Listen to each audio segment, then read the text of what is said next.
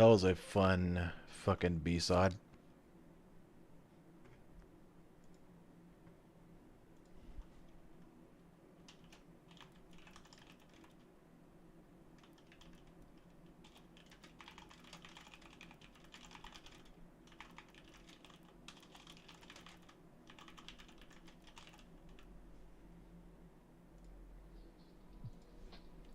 gonna be a little loud, probably.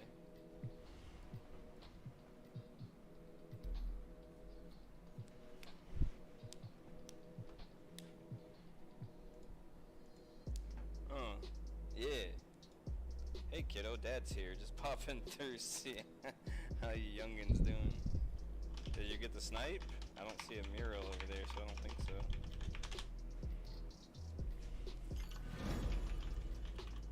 How about it? I really enjoy black screen. Wait, is it really still black screen? Bitch, dude. You gotta say shit, dude. Why you gotta say shit, dude? Always talking shit. I don't know why it's not working though. Ah. Well, now you should be able to see. Yeah. We got potty. We got shit. Oh, I'm surprised that one went through. We got Erythium playing. Not streaming. Playing. Get him in.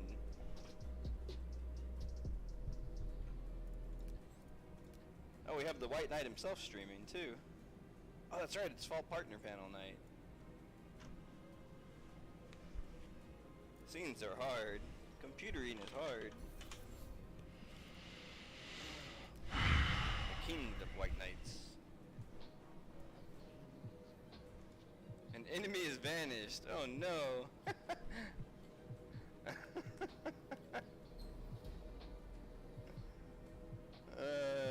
That's funny. It was Jujul. Oh, I think I know who this is, just by the double O. You shouldn't make an alternate account and have double O. Just saying. He gets reported. Like, it's like, hey, like, after this many reports, this is the first action. I don't know, text ban or fucking timeout for 5 minutes. Who knows, right? The problem is, I think it depends on the report. I think a text ban. Like, it's got to be something they did something text-wise for them to get banned, and for text, for text ban. For them to get if they were AFK, whatever, then so they're banned for 24 hours, whatever. I don't know. Like it's got to be something to you're not, if you're AFK, you're not going to get a text ban. So it all depends on the situation of what's going on. And how egregious the thing is, and how how many times was this person reported for this? Like maybe he did it all 8 games he played that day, and times that by 4, that's 32 people reported him all at once. It's like bam, like what the hell's going on? Well, this person's really trolling today. All right, that that's going to be something that's going to warrant more than somebody who got 4 reports for something. Eterno in the chat's asking, are there IP bans in Fault? There are not. No. Not currently, at least. And I don't know, that's always been a controversial subject in games. I don't want IP bans because I'm not that person. I don't have anybody else playing, on my, with my IP. But maybe someday I will be. My son, he's only 5 right now, but he's a gamer. He loves playing the PS4. So if my son grows up to be a stupid troll because I didn't discipline him enough and he gets IP banned, now all of a sudden I can't play the game, I'm gonna be pissed. Consequences have our actions have consequences. Whoop his ass, teach him. Right, no, yeah, that's not gonna happen. Believe me, he get his ass beat. But no, it's like I don't think that's right, or I grew up with a brother. We both game, right? My brother can be a hothead. That's not why do I get, punished for something he did? It's not right. So yeah, but there's also how often is that the case? It's not often at all. I get it, but that's still not. There's got to be something else that can happen. They can always do MAC address bans too, but I mean, even an IP ban. All you have to do is get a whatchamacallit, VPN. VPN. Yeah.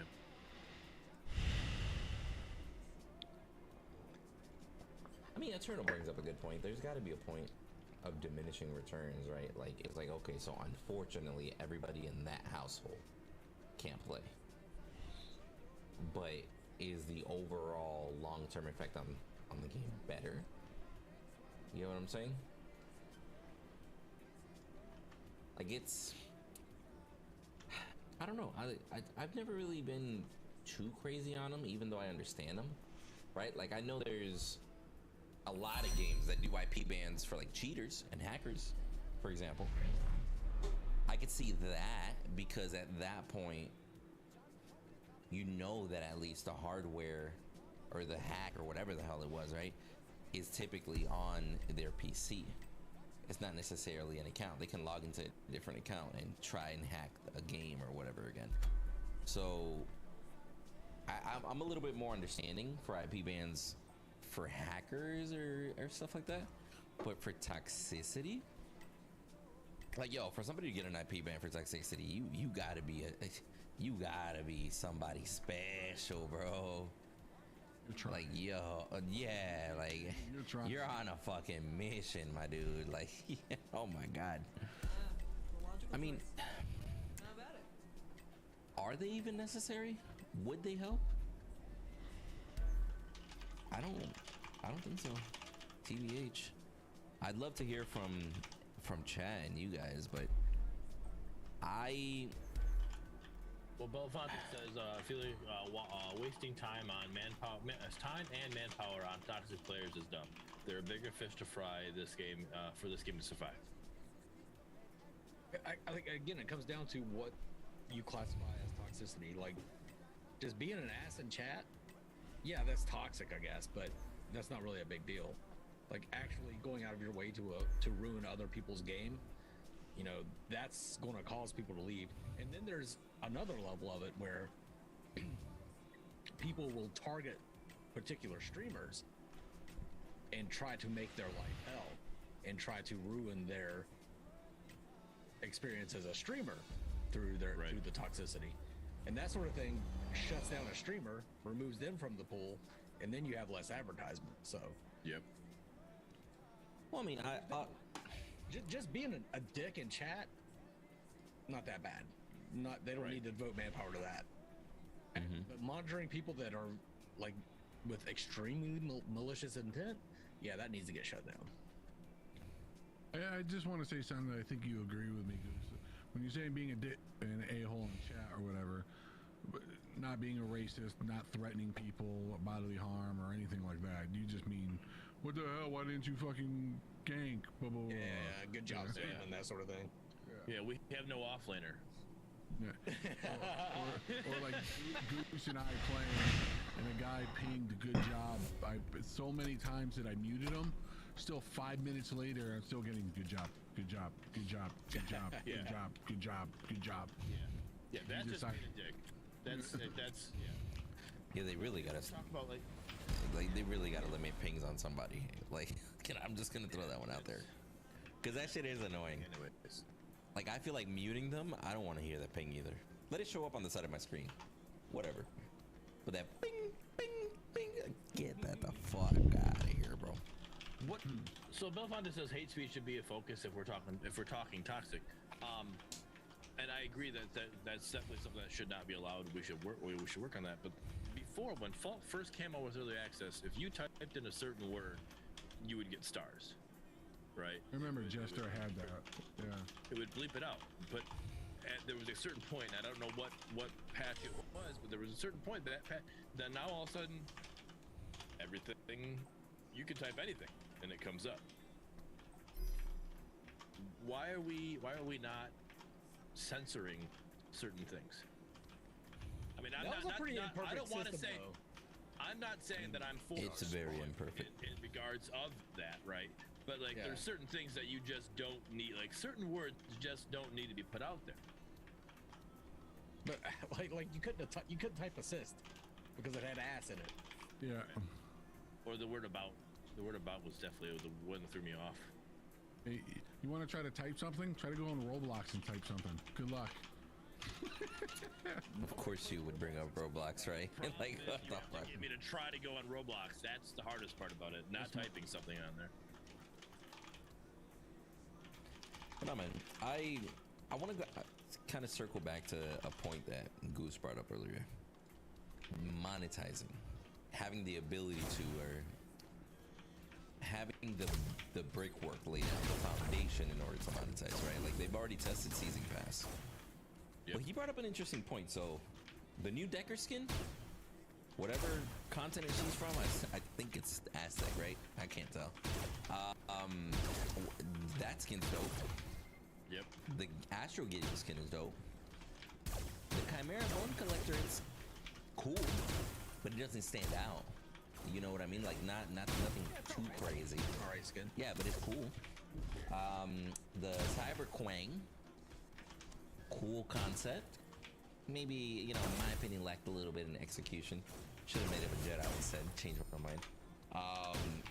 But at the end of the day, they need that arsenal to be stacked for a full release at least, right? Not necessarily free to play, because they can do free to play, keep throwing us a skin every couple months or whatever, and then eventually do a full release.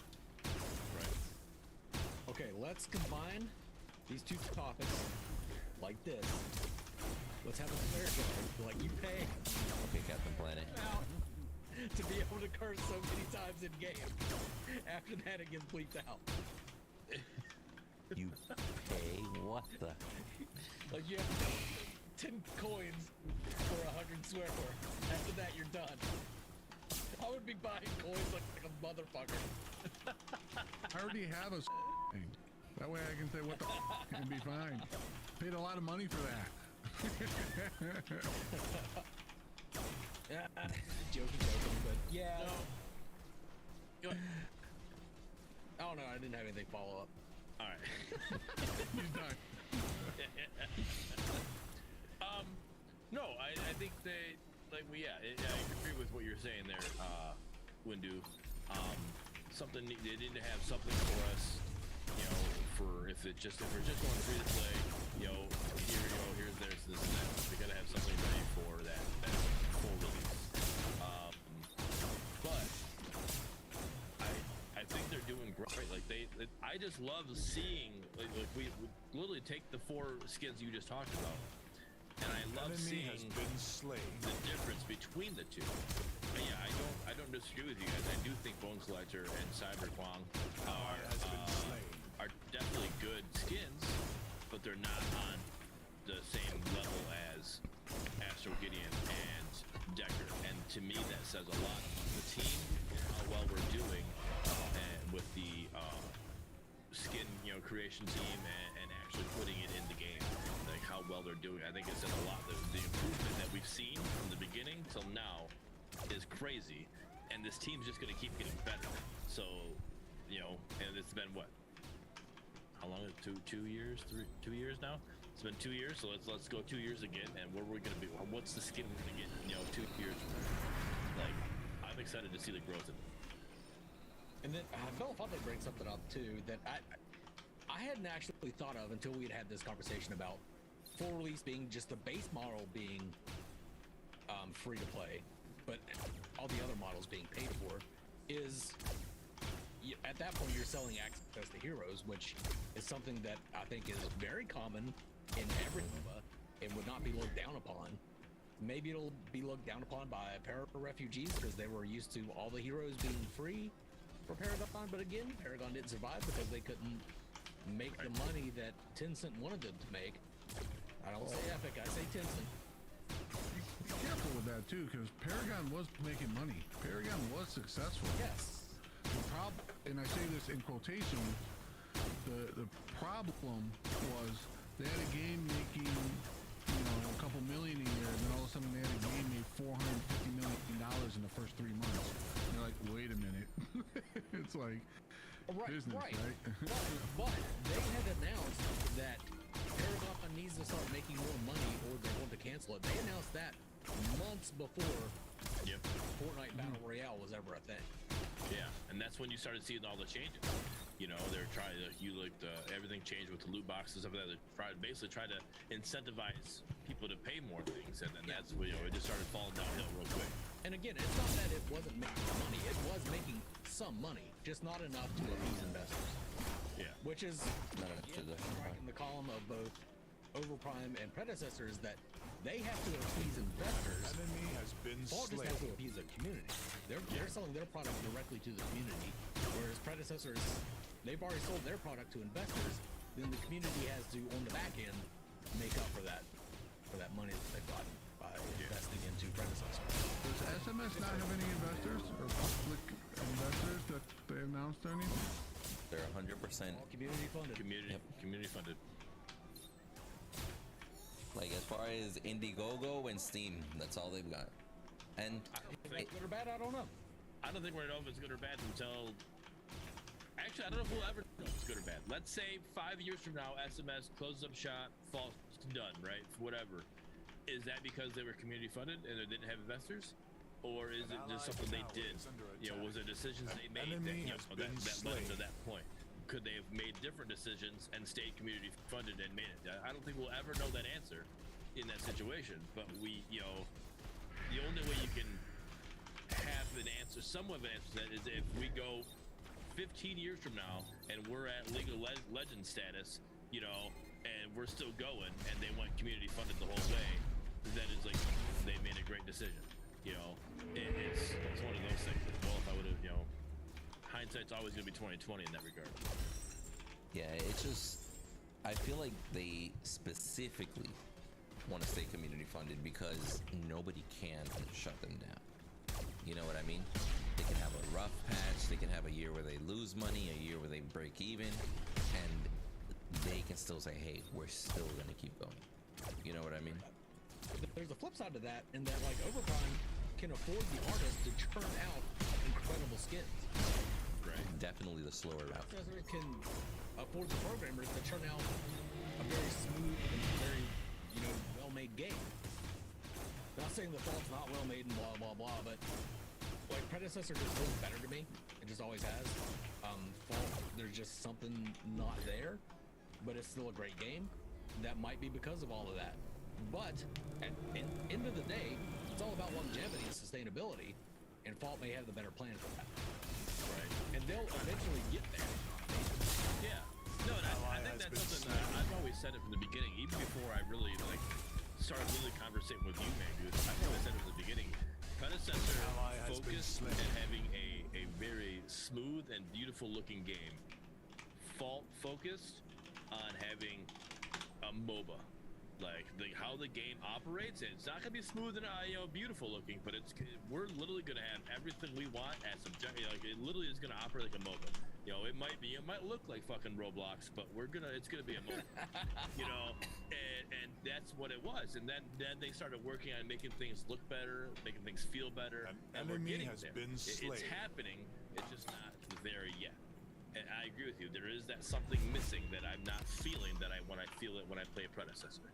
But it's definitely from patch 12 to patch to now. It feels tons better in comparison. Yeah. What we were playing to what we're playing now is definitely different, but it's still not quite there. But they are making those changes to get there. I think the big thing is optimization. They've come a long way with optimization over the last couple patches. I think that's a big feel. Consistent frames is a big thing that people don't realize. When your frames start dropping, you feel it without seeing it. So it's that's something that they've been working on a lot. I mean, I said it before, and I still say it. I honestly and truly do believe whoever hits console first will be the one that makes the most money and lasts the longest. Maybe because we gotta remember too, with the false method of staying crowdfunded, they're almost certainly going to be the slowest to produce content. You know what I'm saying? Right. Like as far as rate of speed, Like as far as how many skins they can throw out, you know, finishing a PC game and then going to console, etc. Having the smallest team, being crowdfunded, because crowdfunded doesn't necessarily mean they have the least amount of money. Right. You know what I'm saying? Like, it is worth mentioning that crowdfunded does not mean they have the least amount of money. Because who knows? Netmarble, like, for example, predecessor we know got $2 million from investors. It's very possible that Netmarble looked at Overprime and said, hey, you guys got 6 months and $1.5 million. Make it work. Like, you never know what budget bigger companies are going to give a studio. You never know how much more investment